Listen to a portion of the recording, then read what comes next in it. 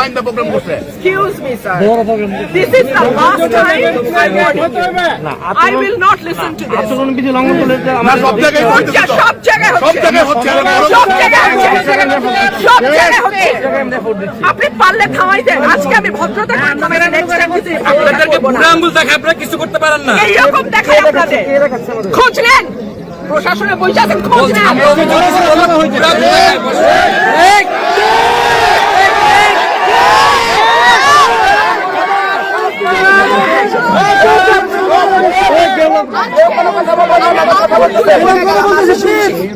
ভবিষ্যতে শুনবো না। আর আমার এই